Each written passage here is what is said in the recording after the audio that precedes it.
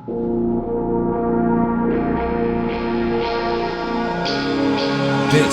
is Horror Podcast.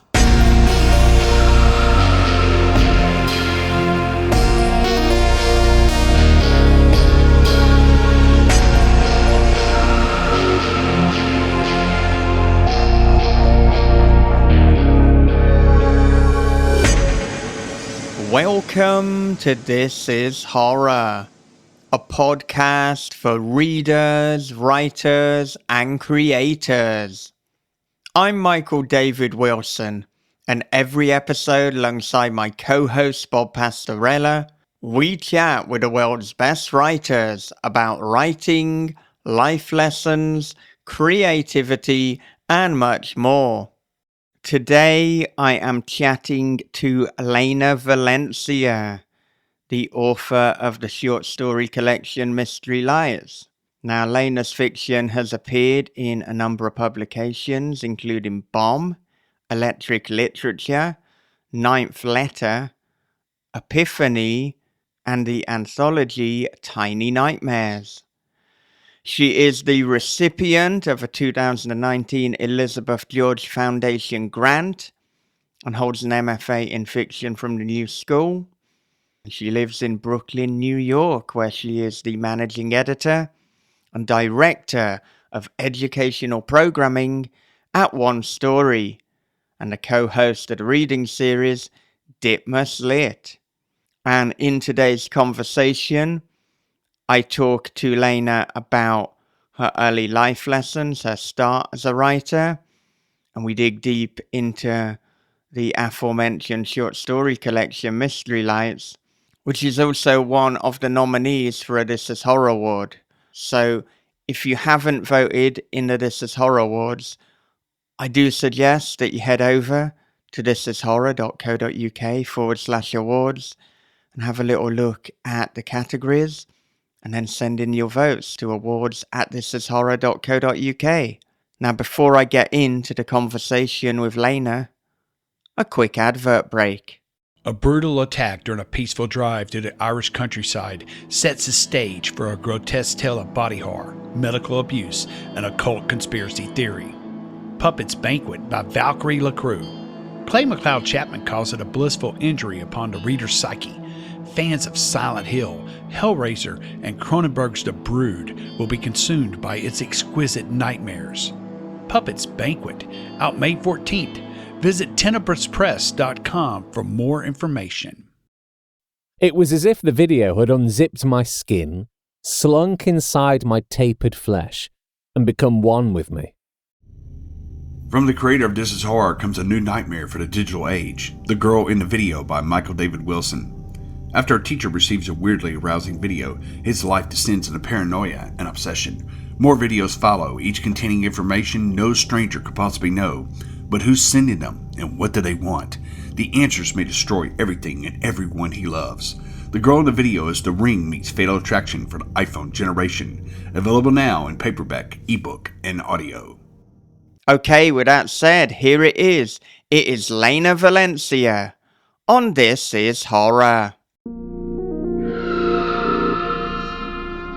Lena, welcome to This Is Horror.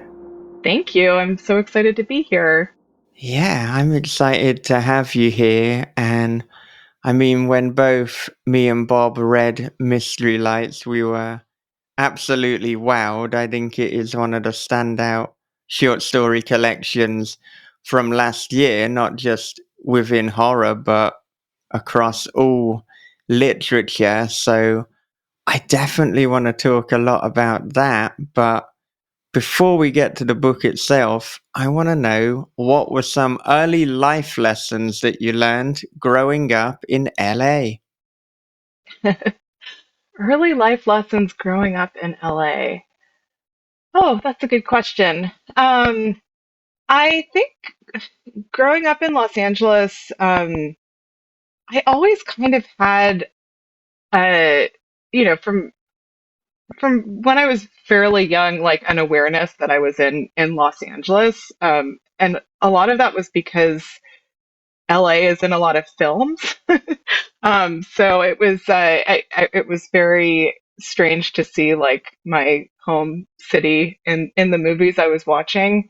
And I remember when I was about uh, I think I was like in middle school. I did a short semester, even a semester. It was like 6 weeks at a boarding school in Toronto, and everyone was very impressed that I was from Los Angeles, and that was like very strange to me because I was very excited to be in a different city as a like young teenager.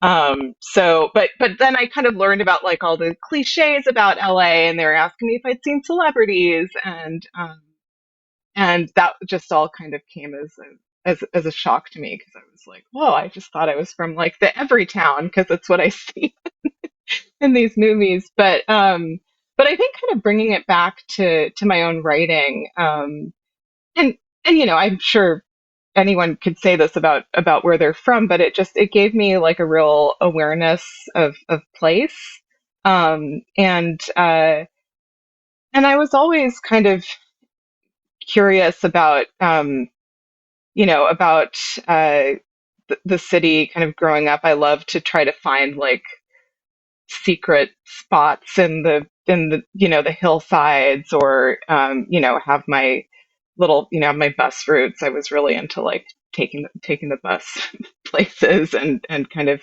getting out of the house. But yeah, I would say that it really gave me an awareness of kind of place, and of how and how cities work and how things differ by neighborhood. But yeah, I really love Los Angeles, and I have a lot of it. A lot of the book is set in the desert, but there's a lot of LA in the book.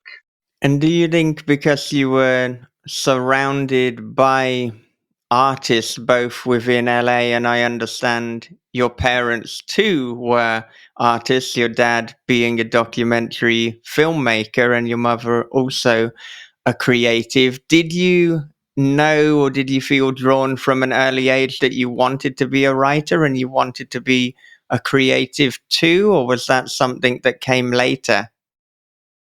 That came pretty early on, yeah, and I am very incredibly grateful to my parents for being very supportive of my creativity from the time I was a kid, and my grandmother as well. I remember I'd write this poetry when I was when I was in elementary school, and she printed out and put it on the bulletin board in her like community that she lived in. So it was very sweet. But yeah, my parents were always very supportive. They always took it like very seriously, and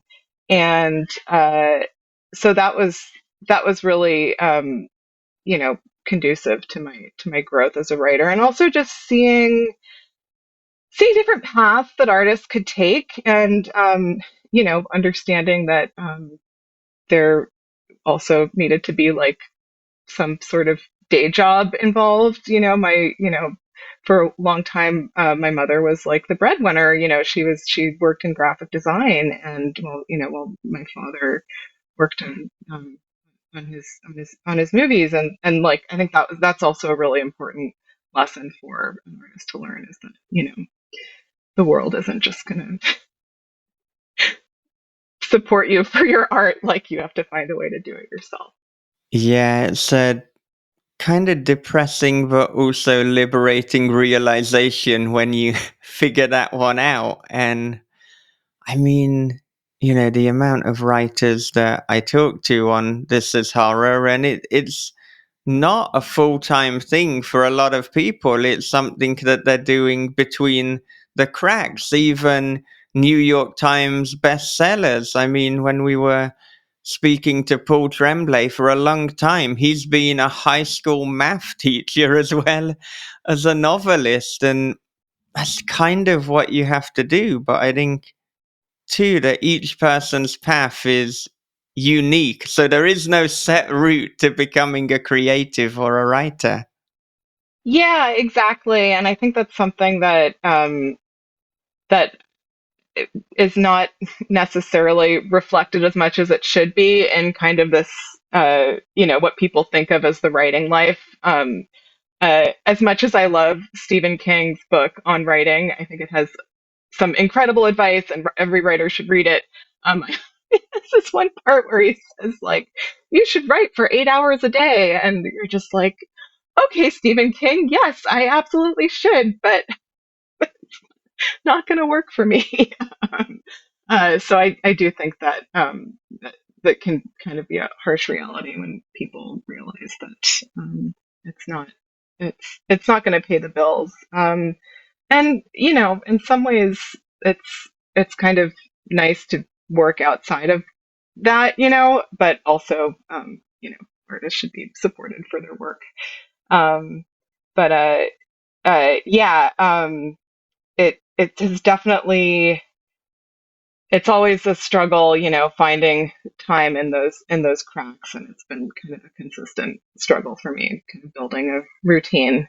Um, yeah, I'm amazed at any writer who can do it, and even more so when, like, writers have kids and a job, and are somehow churning out books. I'm just like, you are you are a superstar. Yeah. So, I mean, talking about routine, what at the moment does your writing routine or your writing approach look like if it's a writing lack of routine? Yeah, I will say, I loved publishing a book. It was, you know, really a truly wonderful experience. It really kind of shook up my writing routine and made it very hard to get back to the project I'm working on now. But when I am, and I'm kind of slowly kind of getting back there. But a lot of when I was writing Mystery Lights, I was lucky enough to you know be working at a writing space that was actually down the street from my office for my day job. So I'd usually go there in the mornings, maybe a few times a week, and then I work 4 days a week, so I was able to also go in there on Fridays, and kind of do longer stretches of writing. Um, and Yeah, usually in the morning is when I um, get a lot of work done. And then the other thing that has been, and that I really try to be consistent about, is doing some sort of writing retreat once a year, whether it's a writing residency, which are, they're competitive and it's hard to get into, and sometimes they can be expensive. But at the very least, getting, a rental somewhere, usually somewhere remote, for a week, for 2 weeks, and just being able to kind of un well, somewhat unplug, but like, just be by myself, and with my work. And if it's at an artist residency, somewhat in community with other artists, but also as well, working. And that's when I am always surprised at how much work I get done. And that is when I do feel like I come close to the Stephen King ideal of being a writer who writes 8 hours a day, is when I'm kind of on those retreats. I mean, if you're on a retreat for 2 weeks, or you're kind of solo in isolation for 2 weeks, what volume of writing are we talking about? What might you get done in a typical retreat? I try to set a word count for myself. It kind of depends on what I'm working on. If I'm editing, that's a different story, but usually I'm working on more long form projects. So I usually set for myself. The last one I went on, I think it was around 2,000 words a day, something like that. Maybe it was more. I think it might have been around 2,000. And Yeah, and having that goal really kind of helped me stay on track. The other thing I do is, whenever I'm on these retreats in the morning, I will be I'm not super consistent about this at home, but I will keep a journal, and that kind of gets things rolling. And the other thing I do, and this is a practice that I started kind of during COVID lockdown, is, I have a collage practice. It's sort of a hobby, and so I'll do that kind of to wind down in the evenings, to keep myself from just streaming garbage television, which is fine, but not always conducive to staying in like the headspace that I like to be in when I'm working. So yeah, that's kind of my routine when I'm not living my day to day life on these lovely little escapes. Yeah, and in terms of the journaling, it brings to mind Julia Cameron's morning pages to really kind of unlock that creativity and to just almost give you a clear palette for the process of writing that will follow. Yeah, absolutely. I haven't actually read Julia Cameron. A lot of students that I work with have found her work really, really helpful. So I've heard about it through them.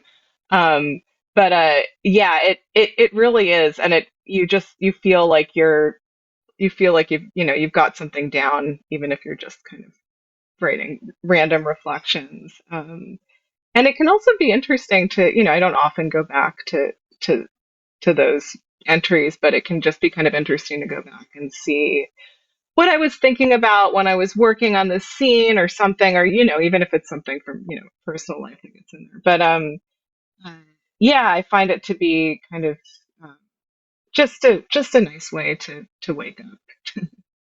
Yeah, I find anything we write down can be potential fodder for story ideas or story plots later, down the line. Sometimes there are things that we write and it's like absolutely that will not be going into a story, but it's good to have it to, as you say, even read back and to get back into that mindset. It might unlock something. Yeah, yeah, yeah, totally. The other thing I found useful for those kind of flashes of ideas, and I know a lot of other writers do this, but is the Notes app on my phone. I've started using that a lot actually. Um, just it's a great way to kind of I'm on public transportation a lot because I'm in Brooklyn, so it's much easier than pulling out my notebook and writing on a shaky subway. Just pulling out my phone, and I've tried, especially, in these past few months where I'm really making an effort to get back into this project that I'm working on and kind of move out of publicity mode. I really like anytime I get any sort of idea, I really make an effort to write it down because I can always just ignore it later. But usually I feel better. I feel like at least if even if it's 100 words, at least I've gotten something down for the day, and kind of kept in touch with my work.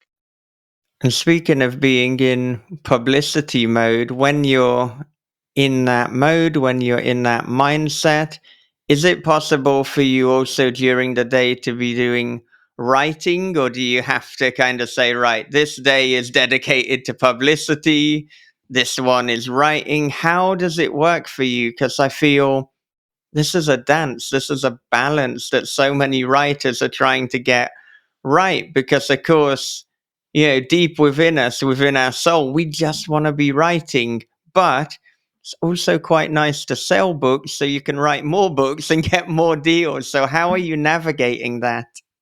Um, yeah, I think this is my first time doing this. This is my debut book, so this was just kind of going off advice of other writers, and also you just kind of have to feel your way through it. I think. I those. I think it was probably like July through, the book came out in August, so it was probably like July through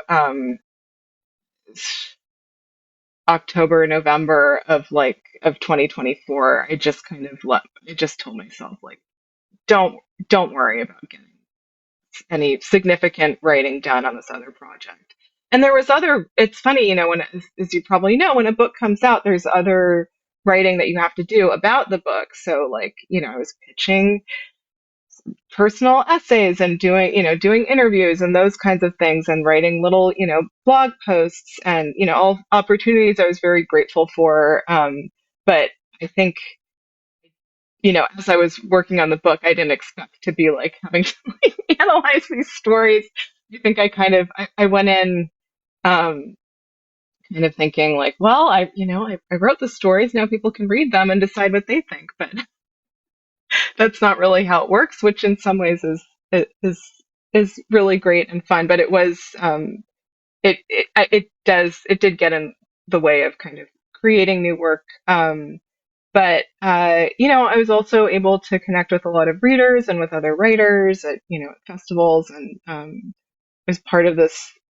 One thing that really helped with the publicity process is being a part of this cohort through Poets and Writers magazine of Rotanimous, called Get the Word Out. And it was like a publicity incubator for debut writers who were publishing with independent presses. And we're still in touch on WhatsApp, and that community has been really wonderful because we were all kind of going into this situation, this crazy world of like publishing your first book together. And so that was really, having that community was really useful, like as a sounding board for, kind of like brass tacks, like industry questions, but also just emotional support, which it is an emotional thing, putting a book into the world. So that was very helpful. Oh, yeah, certainly. And I wonder, in terms of actually landing this with a publishing house, what did the querying process look like? Were you doing this with an agent? Was it solo querying? And how did you land with the two publishers that you ultimately did? Yeah, so my process was somewhat unconventional. Um, I had, written the collection and was querying agents, and getting some really lovely responses from them. But a lot of the responses were like, these stories are great, come back to us when you have a novel manuscript, because, you know, short stories are kind of a hard sell. And so I got a lot of those. I was querying for about a year. And after I kind of hit the 1 year mark, I was like, well, okay, I'm going to start sending this to contests, sending this manuscript to contests. And actually, I should say, in the process of this, I gotten some feedback from one agent on the manuscript, took those notes, revised some of the stories, um, sent them back, and that agent did not end up taking me on as a client. But I did have this like, they gave me very helpful notes. So I had like this kind of shiny revised manuscript, was sending it off to contests, and then it was actually kind of magical. I was in Utah on a hiking trip, sorry, for my birthday, and I saw, looking at my phone, which I probably shouldn't have been doing, in like this spectacular landscape I was in. But the Tin House was having an open call for short story collections that were grounded in place. And I told my husband, I was like, I have to do this. Like, we're going to have to put whatever activity we have on hold. I have to get this in. Luckily, I brought my laptop. So I sent it in, and yeah, and then they were interested, and and at that point, I still didn't have an agent, but once Tin House was interested, I was able to kind of secure an agent to help me with that, with that deal, and we're still working together, and it's been a really wonderful experience with Tin House. And then that the agent that I'm with, the agency that I'm with, was able to connect me with Dead Ink, who have also been really lovely. And I'm so grateful to both of these small presses, because they're just so cool, and excited to be part of their roster. So yeah, that's kind of how it worked. A lot of times people start off with an agent and querying, but I kind of went around it, did it a different way. So I think it's important to remember that there are many ways to get a book out into the world. Yeah, I think there are just so many paths these days that there's not really a right way of doing it. But I love the serendipitous timing that Tin House had this call. It's like, this is just perfect for you, and particularly with it being so much grounded in place, with it being grounded in the desert and the desert landscapes of America. I mean, there are a few stories that are in different locations, but there's this overall feel of that almost wilderness. And so, I mean, was this always a big thematic concern that a lot of these stories would take place in the desert, or did it kind of come together when you were looking at the stories that you had? When did place fit into this? I think place, it was almost a prompt for me. I'd actually written the title story first, and that was after a trip to West Texas and through West Texas, and I thought, well, what if I try doing a collection of stories that are, that feature kind of women in different desert landscapes, and that was a very like kind of very simple prompt, but it kind of helped the wheels in my head start to turn and think about what the American Southwest kind of looked like in our imagination, what it was in reality, and what it symbolized, and that was that kind of guided me through the stories. They're all very places there. They're all very character driven. I would say, and but yeah, that definitely was kind of an organizing principle as I was working on these stories, and helped give it give it a focus for me, both as I was writing and also as I was kind of trying to sell it as well. And so, did you know early on that Mystery Lights was going to be the titular piece to the collection? I did not. I think I was applying for a grant, and I think I called it Desert Women. Since I'd only written I think when I was applying, I had maybe that story and a couple of other ones that may not have even been set in the desert. I was just like imagining the other ones I would be writing. So yeah, so Mystery Lights did not.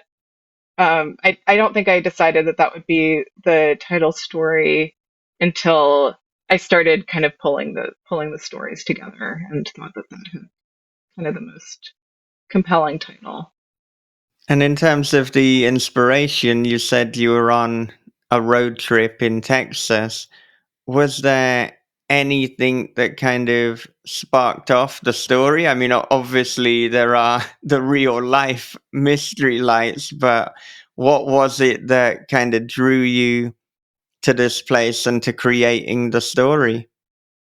Um, it was really the strangeness of Marfa. It was in a lot of ways, it felt like, and I will preface this by saying I only spent a couple of days there, so I don't want to I'm not passing any judgment on it. It was a really wonderful experience, but it was just such an unusual little town because a lot of it seemed like it was kind of catering to this sort of outsider like me idea of what a little desert town should look like.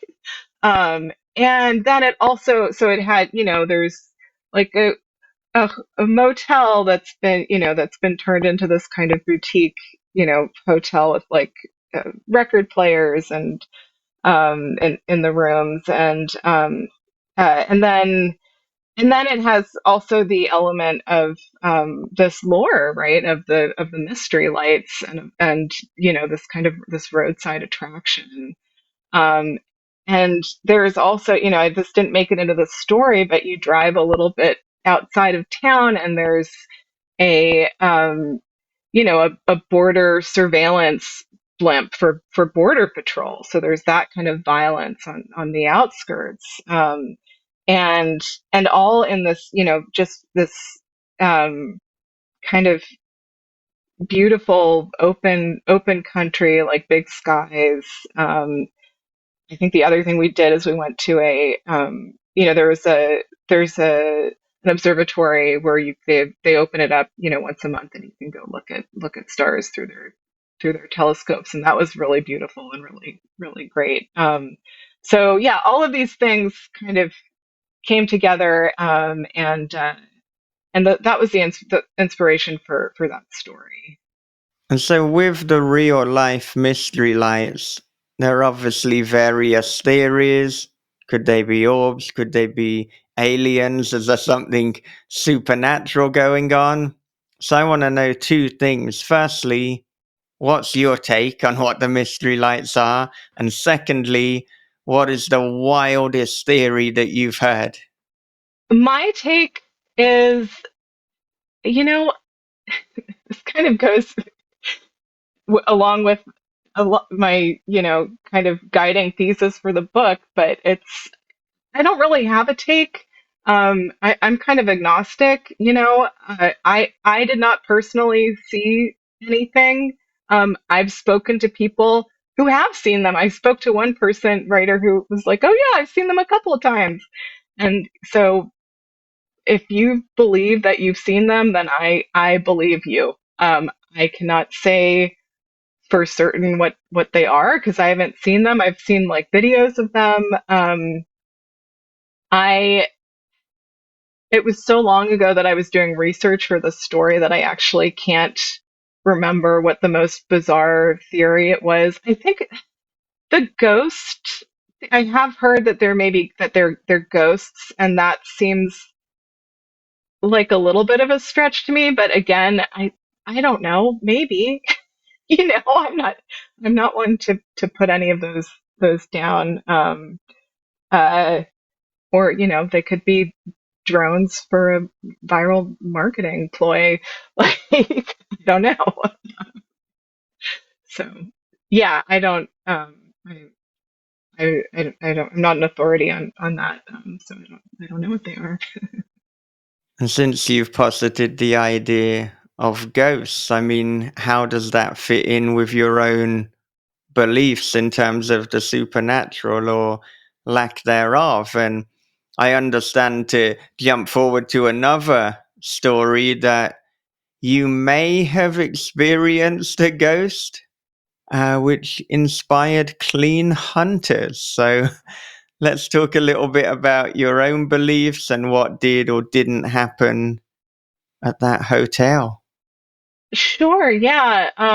So my husband, my boyfriend at the time, we went to this inn in it was like rural Pennsylvania. I don't even remember how I found this place. And I was just kind of goofing off. We were, having drinks on the porch, and I looked up the name of the inn and then haunted and realized it had been I, on an episode of Ghost Hunters. Um, and so this may have put that thought in our heads. But there was a very rowdy crowd at the bar, and there was a hockey game going on. And we went to bed, and then I think uh, at some point in the middle of the night, or perhaps very early in the morning, we heard a knock at the door, and didn't see my husband didn't see any shadows, kind of, because you could see it's an old hotel, so wasn't really anything between the door and the floor, really, so you could kind of see underneath, and he didn't see any shadow there because the light was on in the hallway. So who knows? um and we decided that whether it was a knock or by a human or ghost, we didn't want to spend another night there. Like, because I also don't want like a person from the bar trying to, or I don't, maybe it was a jiggling of the doorknob. I can't remember. I might be telling this wrong. Every time I tell the story, he'll remind me that I'm missing some important fact. But he's in the other room, so not here to correct me. But that's like the closest encounter I've had, besides a couple of times when I had some night terrors, which were actually much more frightening, but definitely were night terrors. And yeah, and I think it was that, it was that setting that inspired Clean Hunters. And it was also somewhat me being a little bit lazy. I started researching all the different tools that ghost hunters use, and I was like, I don't care about this stuff. So I'm just going to make them not use these. And Clean Hunters was born, and I found that it actually made for a more interesting story.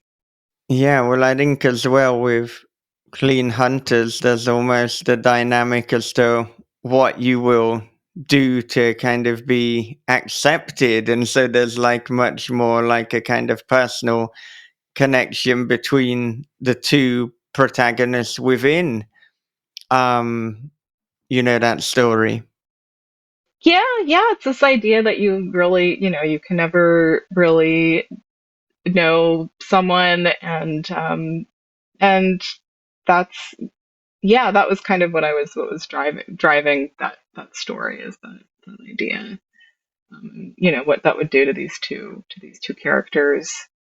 Yeah, I tend to find as well when talking about short stories, because they are short by their nature and we don't know who's read them when they're listening to this and who hasn't. We don't want to spoil, so we want to kind of thematically skirt around the edges to elicit interest, hopefully.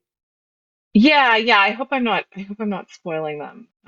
But I don't think so. I I think that's don't just a think so, story. no. Yeah, it's about two ghost hunters who they don't use any electronic tools to do their ghost hunting, and I think one of them has stopped seeing ghosts, and how it plays out is how the story goes. Yeah, yeah, and I suppose when you had that knock at the door, would you want it to be a human? Would you want it to be a ghost? I don't know these days, because humans can do some pretty horrific things. You might prefer it to be a ghost. It's true, and honestly, the ghost in that particular inn seemed like pretty cool. The woman would she would like, I think she like played the fiddle at the bar and like would go hunting or something. I don't know. She seemed like a cool lady. So she seemed like she would be more of a benevolent ghost who might try to like mess with you a little bit, but wouldn't want to do any real harm. Whereas hockey fans, who knows? There you go. And that kind of brings us to the opening story, Dogs, because the protagonist and screenwriter Ruth, she has a dilemma.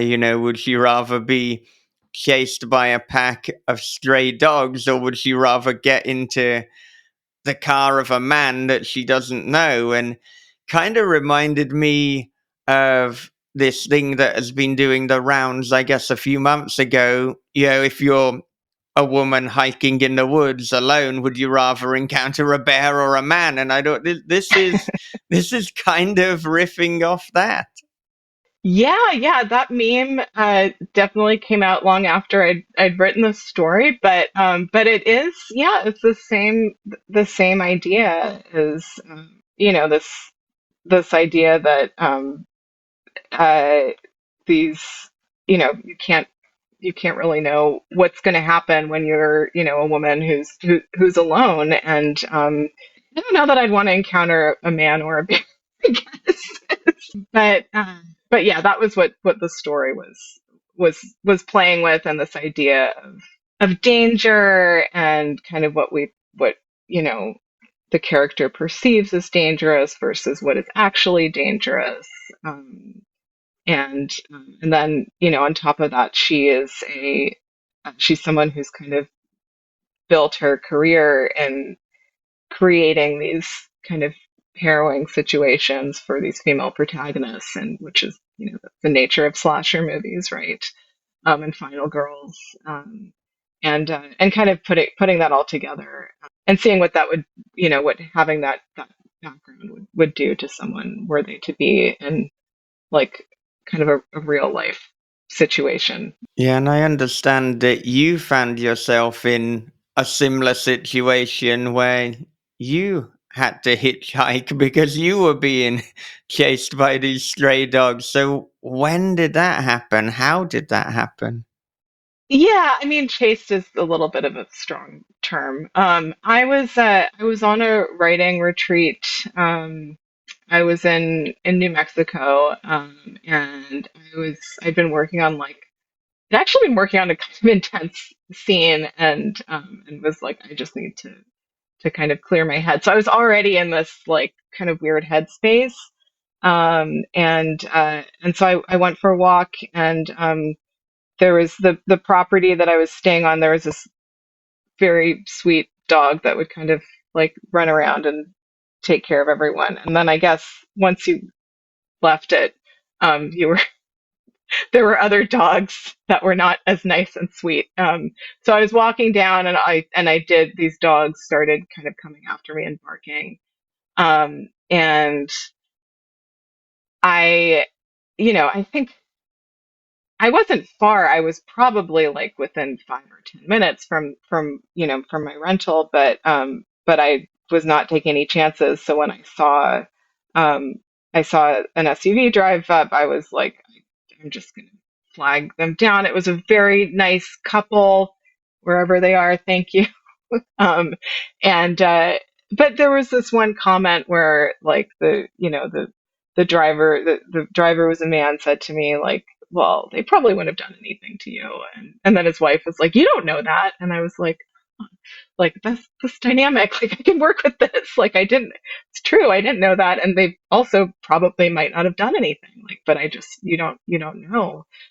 It also made me feel very much like a city girl in that moment.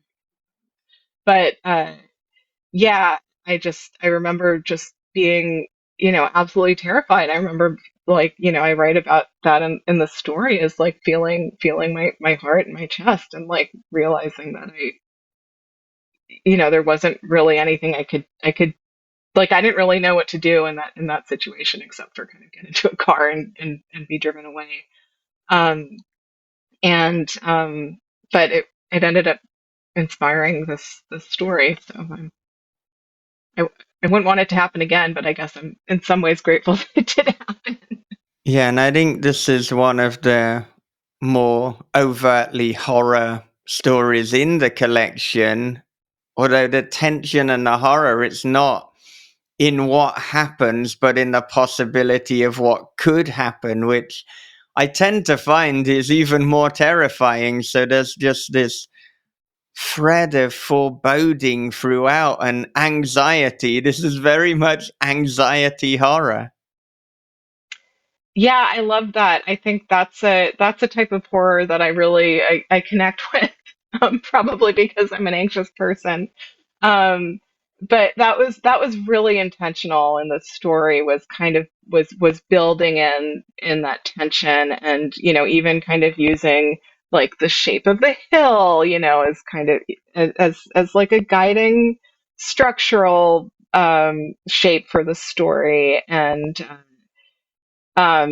using these this kind of external tension that she was having with her daughter, and just kind of having that all kind of mixed together. And it was really important for me that that tension, like I feel like in horror movies there's this odd thing that happens where sometimes when the scary part comes up, or in a slasher movie when like someone gets stabbed, there's like this release of tension because that horrible thing has actually happened. And with the story, I didn't want that to ever come. You're just kind of there suspended.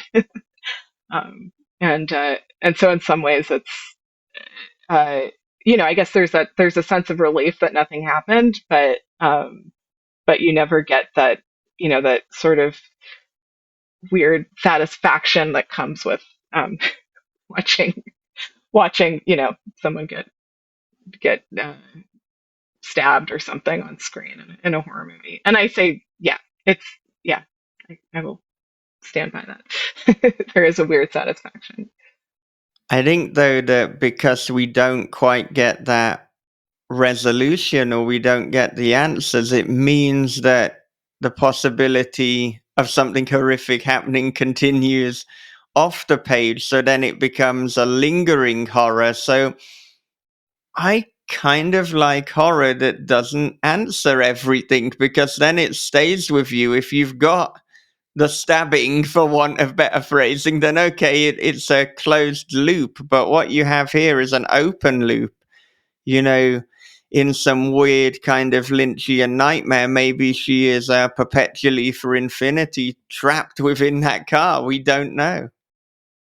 Yeah, I really I love that kind of horror too. That doesn't have that leaves questions, and I think um that is kind of a trope that you do see in horror movies. Some of it is for, kind of more commercial reasons, like they want a sequel, but I think it also like lends to to the story itself, is like you see like this evidence that like whatever evil is still lurking, and I think that's like, then you'll close the book or you'll leave the theater and it'll still kind of be living with you, and I think that's what I was going for with this story.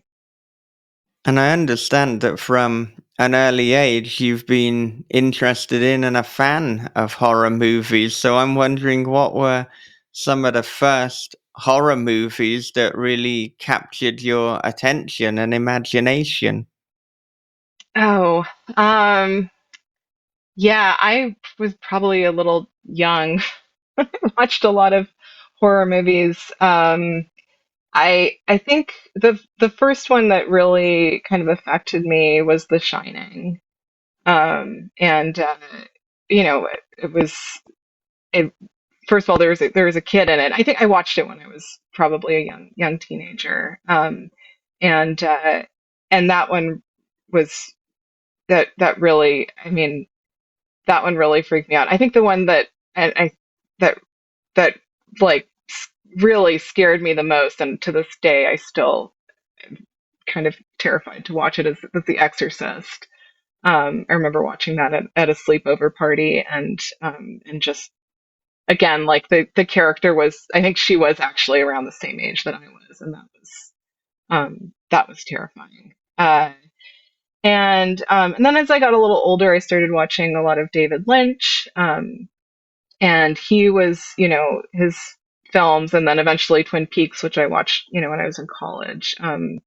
Those uh, those really influenced my writing, especially kind of creating these off-kilter worlds, and I think they really influenced a lot of the stories in Mystery Lights.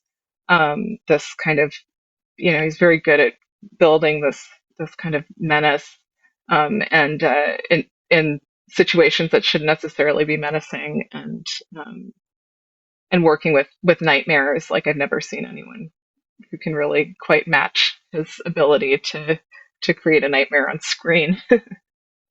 Right, and I think it's apropos that we're talking about David Lynch now, because the second story, You Can Never Be Too Sure, is arguably the most Lynchian story in the entire collection. And it takes place on a college campus. There is a predator on the campus, but there's also this folklore, this suggestion of the trapper, and we're unsure. Are the trapper and predator the same? Are they distinct? Does the trapper even exist? There's something very Lynchian, and even the situation in which the protagonist finds herself in it. Yeah, it kind of reminded me of when I was in university, and you kind of drank too much, you make bad decisions, you find yourself in a situation, but you only realize you shouldn't be there when it's too late. So, goodness, let's talk about that one. There's so much there. Yeah, with that story, that was inspired by this. It actually, almost nothing to do with what actually happens in the story, but this college that was in kind of this remote part of Colorado, and I was told that that hunters would use the showers and in the winter because they would kind of, I guess, tramp through the college. This was a long time ago. I'm sure it's much safer now. But anyway, so that kind of got my head spinning and thinking about that was what kind of built this the lore, and from there I kind of got that voice, and the voice was very um, that the voice kind of pulled me through the story. It was one of those that just the voice just kind of just came first, and uh, yeah, trying to think of what else I have to say about You Can Never Be Too Sure. Yeah, I think this idea that sometimes these myths are created for a reason, and in this case, it was sort of as a warning. Um, and and yeah, I think that's that's what I have to say about that story. Yeah, did you base any of it off kind of real life interactions on college campuses, or things that Um, mm, yeah, I mean, I think my college roommate and we would sometimes I guess spin out a little bit about the fact, like, how easy it would be for someone to come onto campus and maybe come into a room, um, and the reality, this wasn't didn't happen to me personally, but the reality is sometimes those predators are students at the school. um, so I was again kind of thinking about these different types of horrors. And yeah, again, this wasn't based on like personal experience, but it's something that is very common on college campuses, and that was what I was kind of responding to. yeah, there's something terrifying, and it fosters immense distrust when you find out that statistically a lot of crimes that are committed, particularly violent crimes, are committed by people who actually know you or who are in closer proximity rather than it being a random stranger. So, yeah. Yeah, yeah. I should also add, I was working on this. It was shortly after, actually, my father he made a film about sexual assault on college campuses, so that was also kind of in my mind as I was working on this. Yeah. So, did your father, or does your father, make a lot of documentaries kind of grounded in, I suppose, what I might term real life horror and crime? Is that kind of what he's interested in, or his speciality? And do you think that kind of influenced and informed your own preferences? Yeah, I mean, a lot of his work has been kind of, I would say, with survivors of you know sexual assault survivors that have been wronged by some kind of larger institution, and since, so that was that was kind of, there were a few movies that that dealt with that, and then it kind of we moved into making more films about just more kind of big institutions screwing people over, be it like medical industry, etc. um I feel like it's kind of hard to draw a direct line between his work, because I also think, like, just being a woman in the world, like, you also kind of encounter some of that horror also. But I would say, yeah, with You Can Never Be Too Sure, that was definitely kind of inspired by some of the work he was doing. um and but a lot of these are just from, unfortunately, from like having, keep being alive. Yeah, unfortunately, there's a lot of horror just through existence.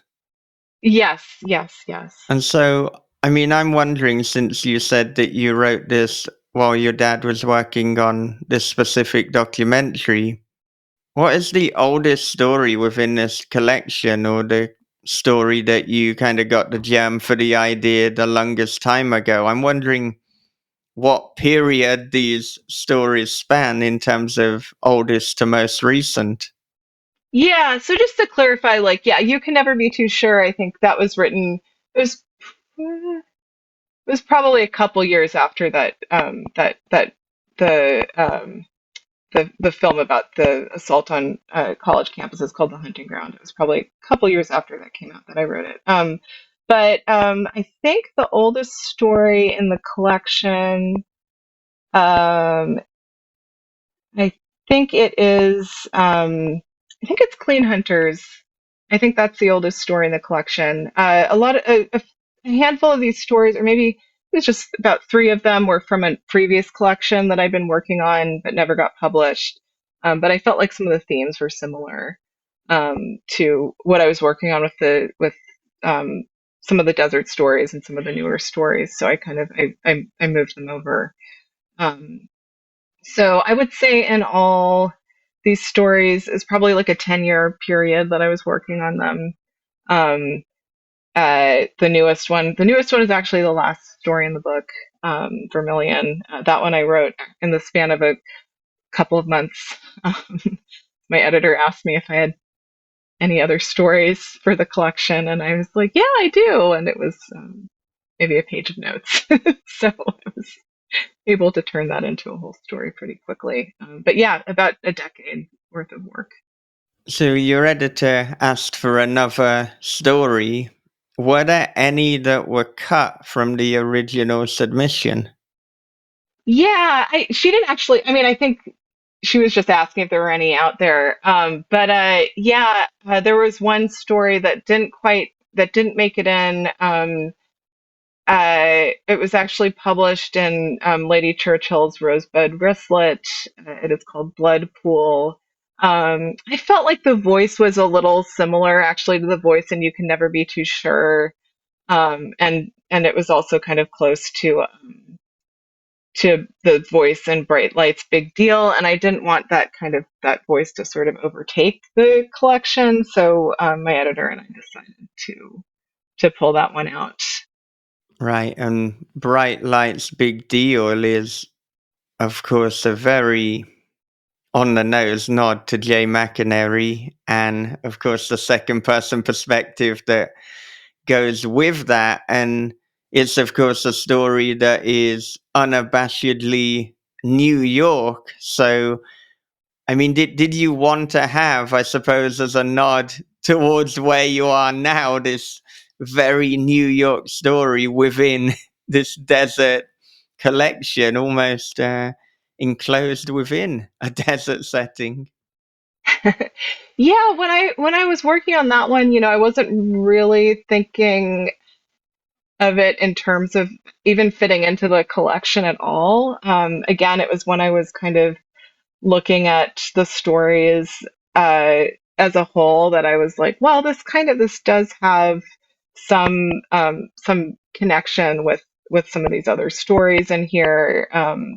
There's the kind of the sexual harassment, kind of violence against women, sort of subplot that happens, and then also these two women kind of in competition with each other. So I thought that kind of spoke to other stories in the collection in a way that, um, while it didn't share a setting and it doesn't really have like the same sort of supernatural horror elements that some of the other stories have, I thought it fit in. I would say it's definitely kind of an outlier, and I've had people, ask me, why is that there? There's nothing weird in that one. But I kind of I think it fits really well into the collection, particularly, I mean, when you're looking at the human horror of dogs, then you can never be too sure. I think it would be odd to say that Bright Light's Big Deal doesn't also fit in within that genre. And I mean, there's a line that's very chilling, and I'm going to completely butcher it. And it's when the protagonist is talking about, this awful thing that has happened to her friend, this sexual assault, this sexual predatory behavior. And then just some guy says, oh, I don't know if that's really a story. It happens all the time. And that is unfortunately the attitude held by a number of people. Yeah, definitely. This was, I think I had someone in my writing group call this story like pre-Too because it takes place before Me Too. But sadly, I feel like we are like on the other side of it, and I sometimes wonder, I think there was a lot of progress made, but I feel like we're backsliding. So unfortunately, but yeah, that was a terrifying line to me as well, even though I came up with it. Yeah, I can certainly see why there might be things that have happened recently that would lead people to think that we could be backsliding. But goodness, let's hope that things get back on track at some point. But it's, it's terrifying. It is terrifying. Yeah, yes, agreed. And I mean, in this particular story too, the protagonist almost has this dichotomy because she's desperate to make it, particularly before her parents' money runs out, that that she's got, that's facilitating her living in New York. But kind of her big opportunity is then to betray her best friend by selling this story, this private story that she was told in confidence. So there's a lot of moving pieces again in this one. Yeah, I think this one is really, it's about being young and kind of learning how to be a human in the world. And I think that that's a time when, I mean, we always make mistakes, right? But I think that's a time when a lot of mistakes are made. And I wanted to show to kind of show that. Now, in the notes for the collection, you mention that the print in Julia's apartment is Brooklyn Bridge by Georgia O'Keeffe.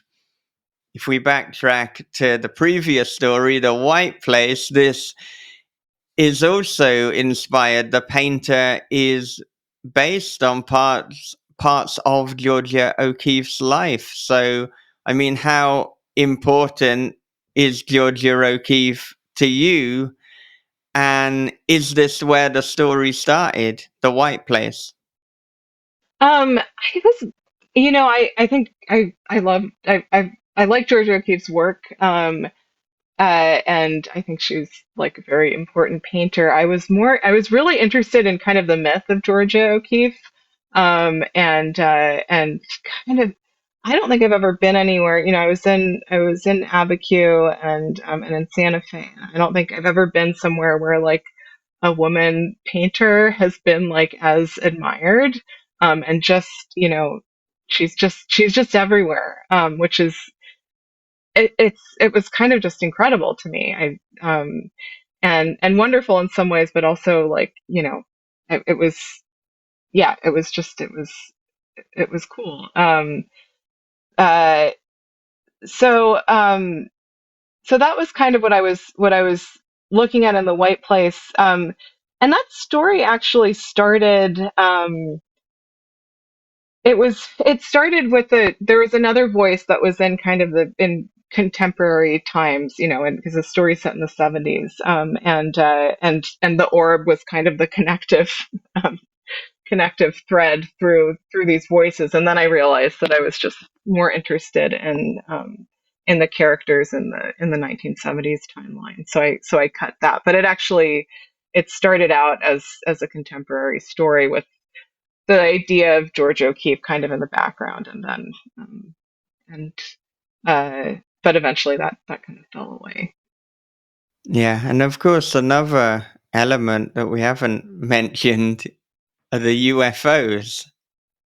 And as we said before, I mean, there's a certain suggestion of UFOs in Mystery Lights too. So, is this an ongoing curiosity of yours? Do you personally believe in UFOs? Again, I am kind of agnostic about them. I mean, yeah, there are things that are seen in the sky and people don't know what they are. So in that sense, yes. I was kind of the reason the UFOs, made it in is because they're often, a lot of them are seen in the desert, and that's kind of tied into to this, these myths, this lore that we have about the desert as a place. Um, and but I am not someone that, yeah, I'm again, I'm I'm like, if you believe what you want to believe. I don't I I do not know that much about UFOs, so I can't really speak to them. But I know people who've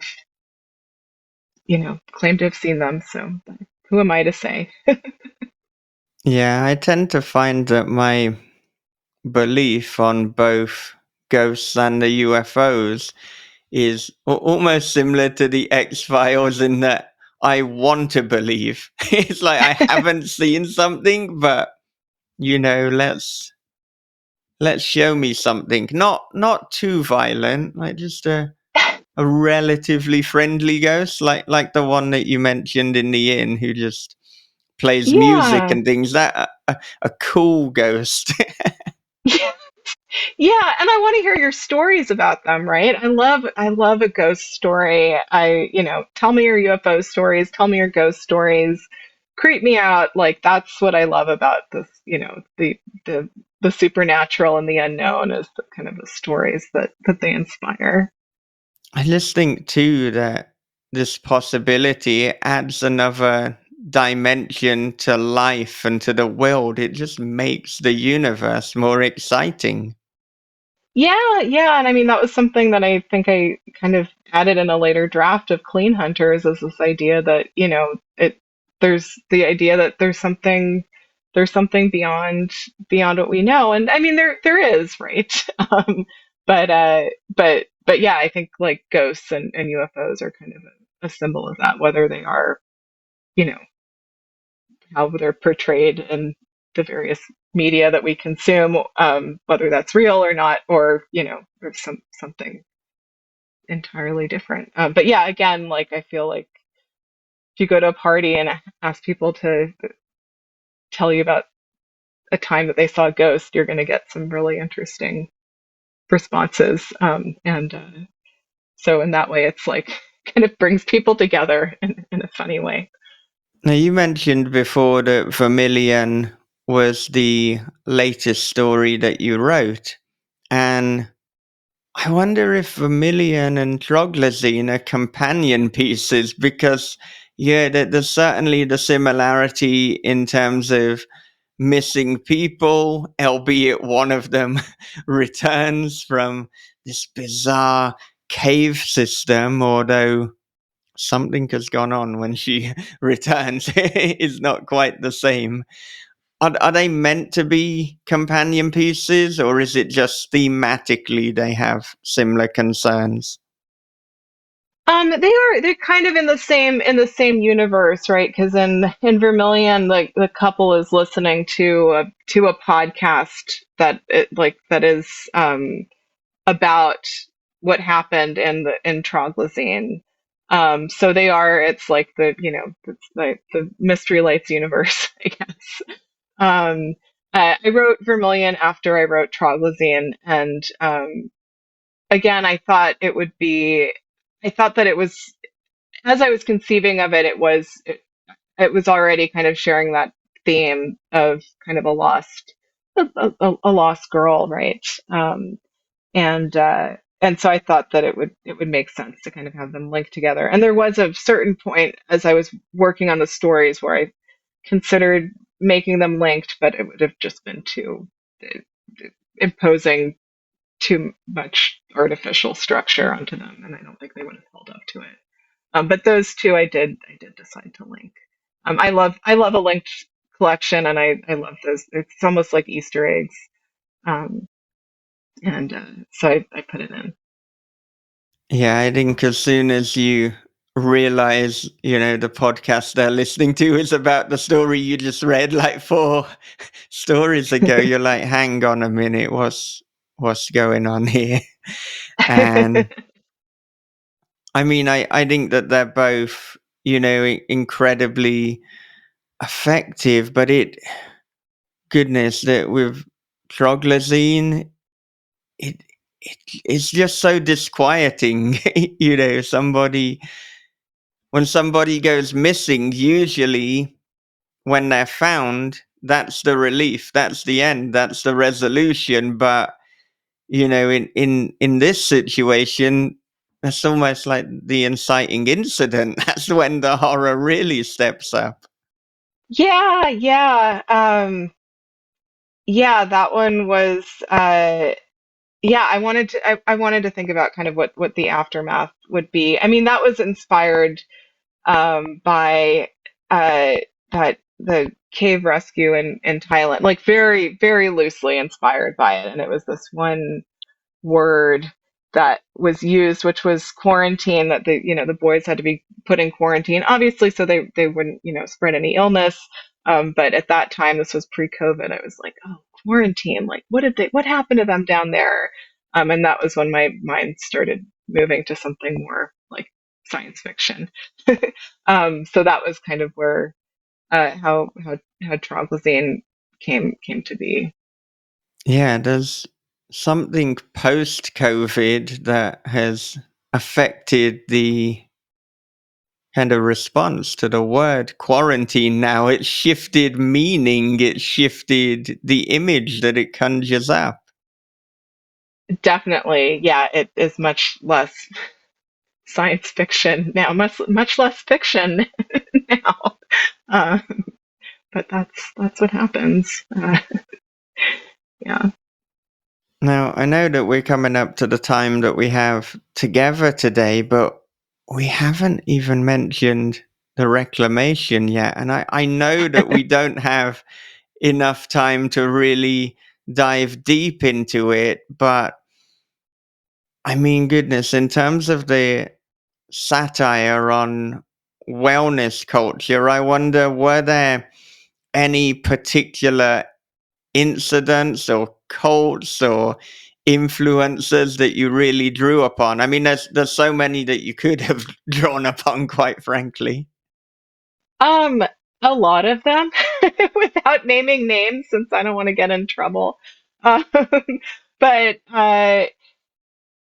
for that one, it was this idea that really anyone can get drawn into these situations. I'm not saying anyone can, I won't spoil anything, but that story gets very violent, and I'm not saying that anyone is capable of that, but I think, people are very open to persuasion, and we always think like, oh, well, that can never be me, like I'm not gullible. But if you're in the right place at the right time and someone's saying the right thing, I think we're all, that could be any of us. And I was interested in exploring that. And one book that I found useful as I was kind of revising that story, just in terms of thinking about like language, was this nonfiction book called Cultish by Amanda Montell. Um, and she kind of takes the same thesis that I had for the story, which is this idea that, we are all kind of vulnerable to this sort of language, if it's the right person speaking to us and they're speaking the right way. And so I wanted to show what it would look like for one character to kind of be seduced by this charismatic leader, and then someone else to kind of fall away from that and start to realize that, like, oh, this is someone else who comes in a believer and then and kind of leaves a skeptic, to kind of examine both sides of that. And also, I'd been listening to it was during COVID lockdown, I'd been listening to some self-help podcasts. And I don't want to, like, if self-help helps you, then please keep listening to it. But some of them were, I was just like, this language is so, like, asinine. Like, I can't. So that was kind of where the inspiration for the story came from. And I think that a lot of times there are, bad actors that use language from, therapy and to try to kind of make money for themselves. And that's when you kind of have to watch out, when they have some ulterior motive. So that's what I was looking at with that story. And I was also, it's kind of structured. It's structured like a horror, kind of like a horror thriller. Things slowly get more and more weird and violent as the days go on at this retreat. Yeah, I think this is definitely another one that has that Lynchian vibe, particularly the dynamic between the protagonist, Pat, who is getting deeper and deeper into this wellness cult, and then the skeptic, Celeste, and just watching, how they interact with one another. And as Pat goes deeper, the horror kind of amplifies. Yeah. And then once there's a scene towards the end that's in the open desert, and that's when things get really, really crazy and weird. It was a fun part to write. Crazy and weird, to understate the situation somewhat, but Yeah. Well, I don't want to try not to spoil it. Yeah. There's blood is spilled. Yeah. Yeah, I think horror fans will not be disappointed with that one. So No, I think that's one of the few stories in the collection where, like, there's actually, it's not just about the idea of, like, impending horror. It's like the horror. It's there and it's pretty clear. So, yeah, but I certainly think that this one will appeal to, horror fans throughout, because as we said at the start, just having this thread of tension, this thread of foreboding that permeates the collection, like there's always an unease. It's like, if I find myself trapped in a Lena Valencia story, I'm going to want to get out. This is not this is not a good place to be. Stuff is gonna kick off.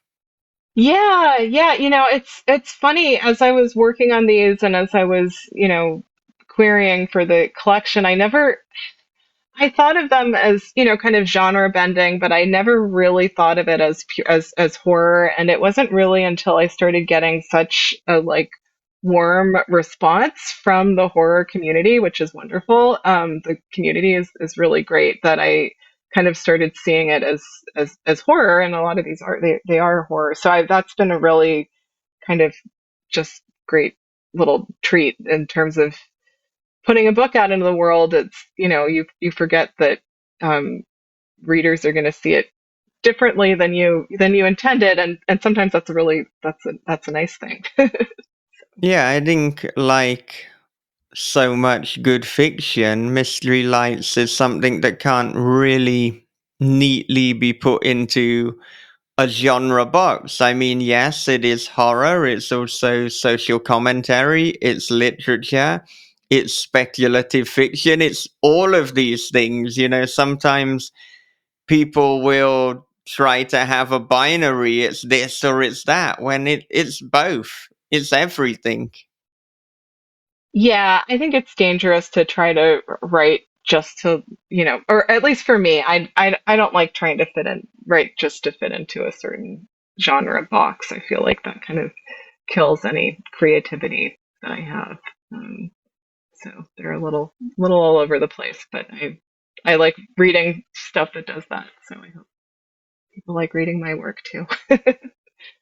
Yeah, I think the only thing we can really do to have creative satisfaction is to write something that is authentically us and that we want to write. And, if you try to write for a specific market, it can be a trap. I mean, not only is it likely to suck a lot of the joy out of what you're doing in the first place, but the irony is, if you start writing for the market, by the time you finish, that trend is gone. So you might as well just write the story that you want to write. Yeah, that's really good advice, and that's something I try to convey, when I'm talking to writers who ask about that is, you don't know, if it's going to be werewolves or vampires next year. So if you like, zombies, write your zombie book, but write it in the way that you want to, write the zombie book you want to read, I guess.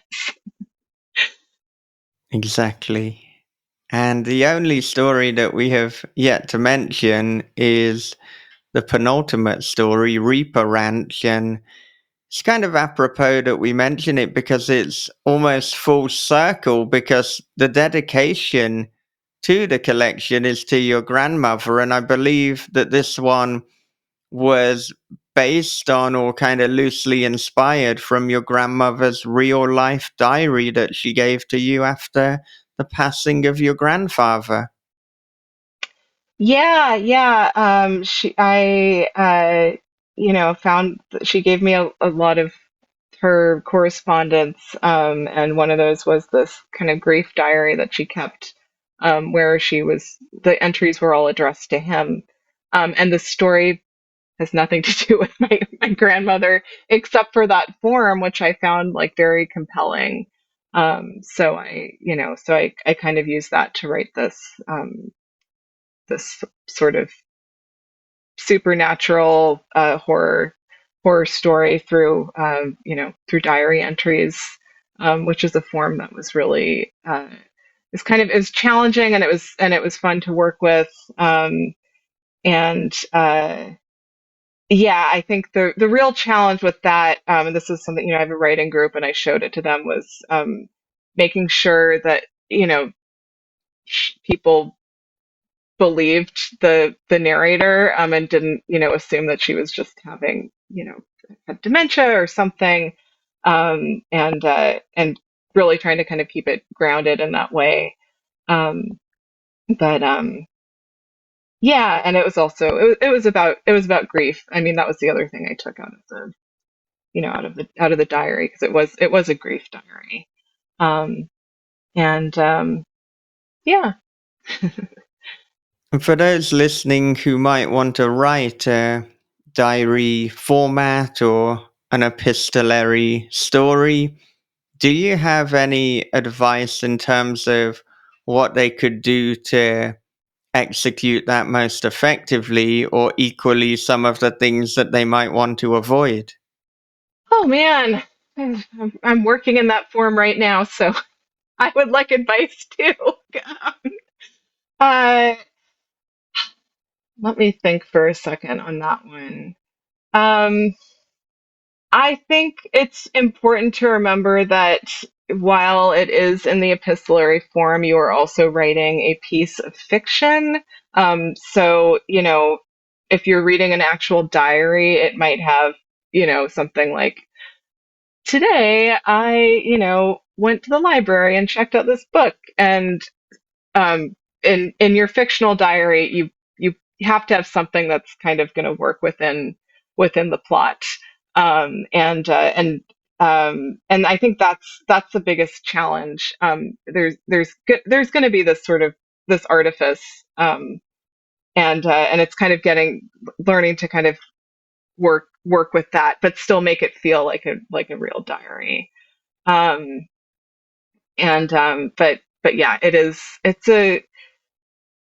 it's a hard form to write in, but there've been, two classic works of horror. Dracula and Frankenstein are both epistolary novels. So look at those and you can learn everything you need to know. Don't listen to me. So, yeah, that's my advice.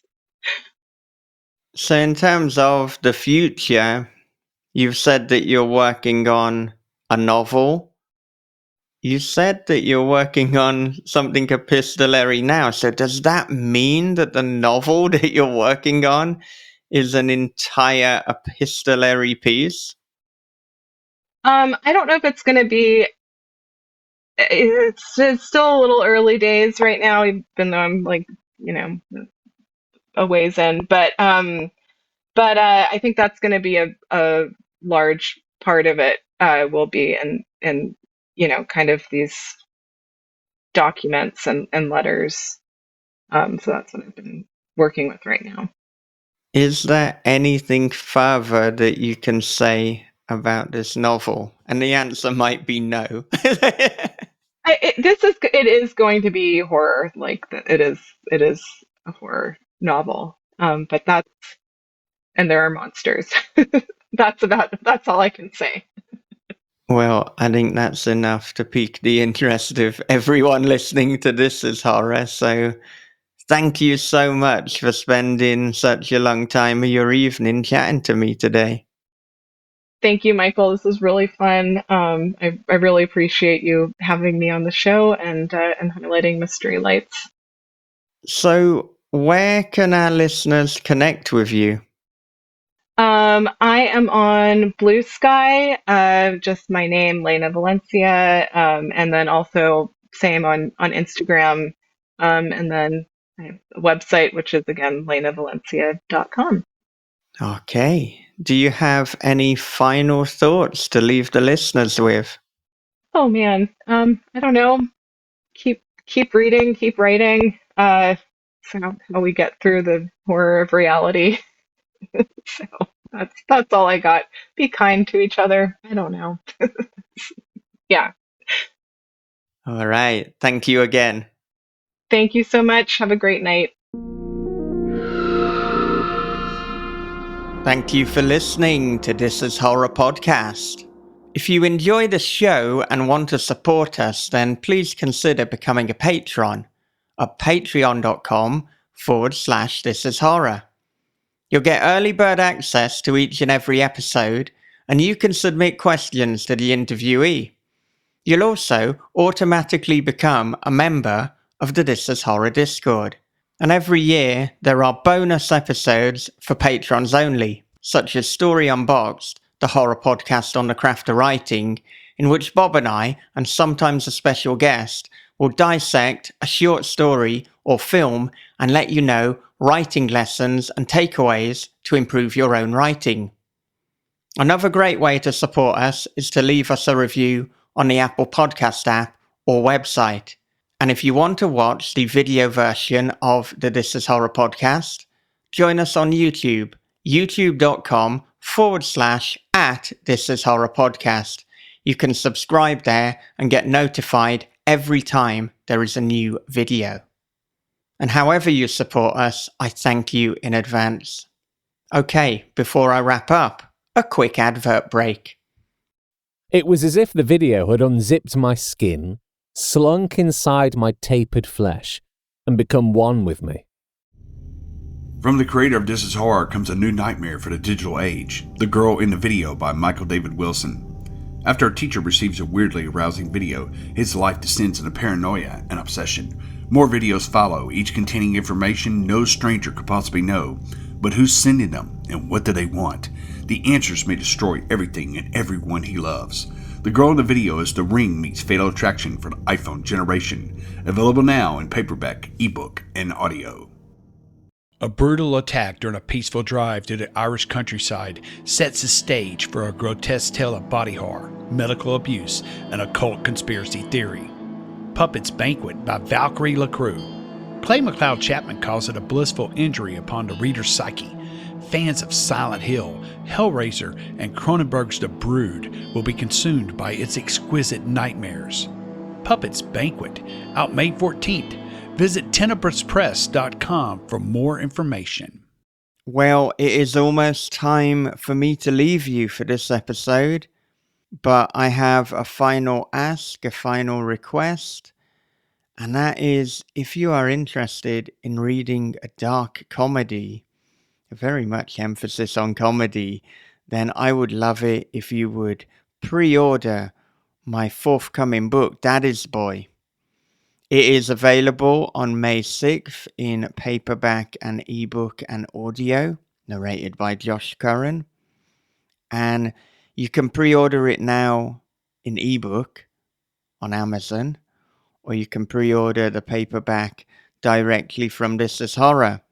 And when you do that, you will in fact get the ebook ahead of the crowd.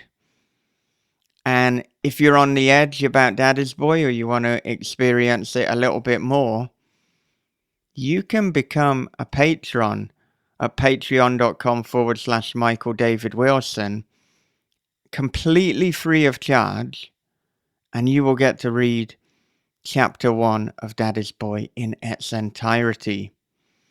And very soon I will also be putting up Chapter 1 in audio form.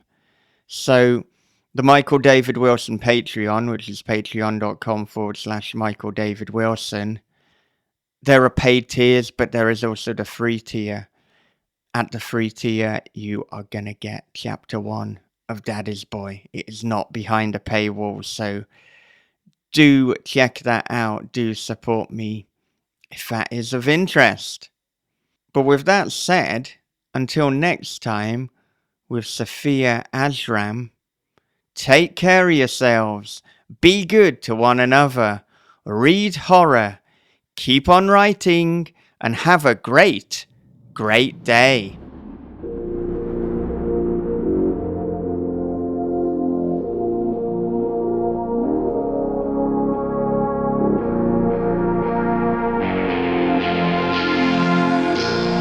This is Horror Podcast.